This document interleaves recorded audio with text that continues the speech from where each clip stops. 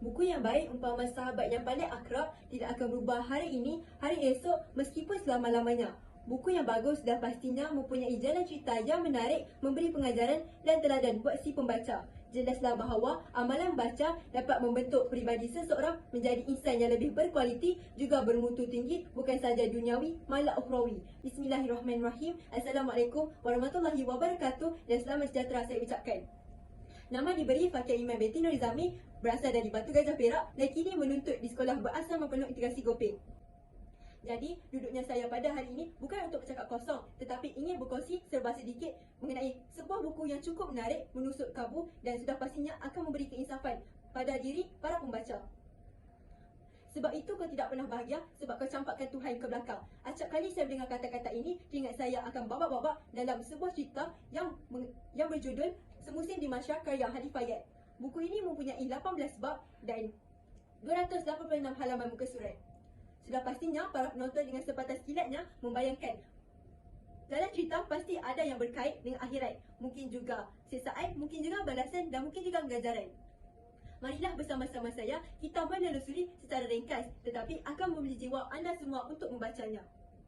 Baiklah, sebagai pembuka cerita akan saya mulakan dengan memperkenalkan watak utama iaitu Iklimah Salsabila, merupakan anak gadis kecil yang melalui tenai sepi daripada keriuhan kasih sayang. Meniti di pinggir bibir bahawa dia lahir dari perbuatan curang sang cinta, lantas dia dikatakan zuriat yang tidak berkat.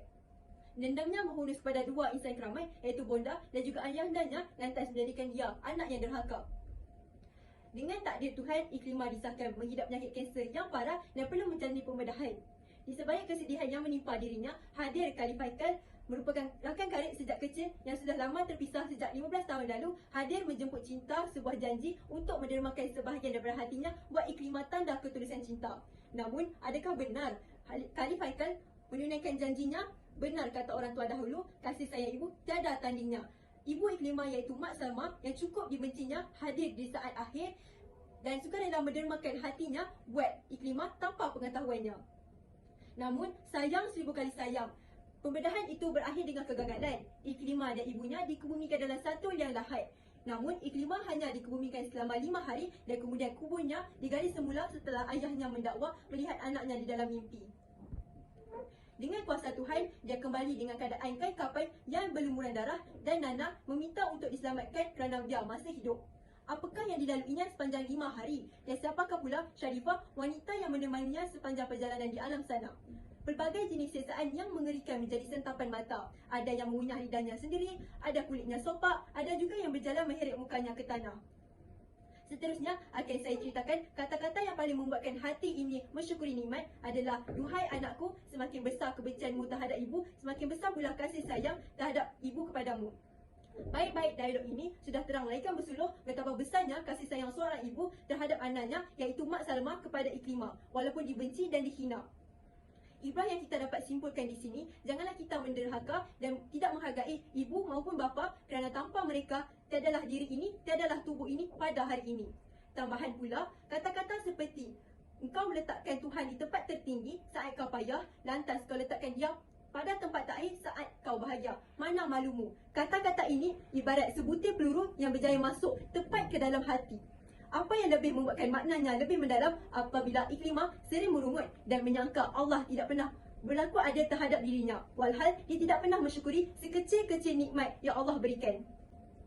Pengakhiran cerita ini sungguh membuatkan hati ini sayu apabila pada suatu hari Iklimah membelik-belik dokumen peribadi ibunya dan mendapati selain Salmah, nama ibunya juga didaftarkan sebagai Sharifah.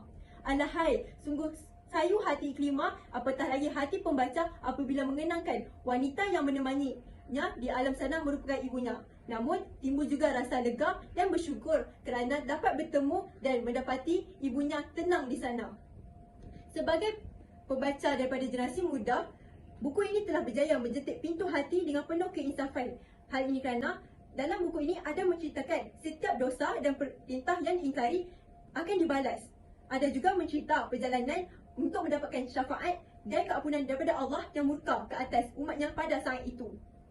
Namun, setiap kebaikan ada keburukan, setiap kelebihan ada kekurangan. Begitu juga dengan buku ini. Buku ini mempunyai kekurangannya adalah buku ini tidak mempunyai grafik yang akan membuatkan para pembaca mudah merasakan bosan. Selain itu, permulaan cerita ini agak mengelirukan yang akan membuatkan para pembaca mudah berputus asa. Tetapi lama-kelamaan setelah saya mendalami dan meneruskan pembacaan saya, barulah saya dapat hayati dan fahami buku ini.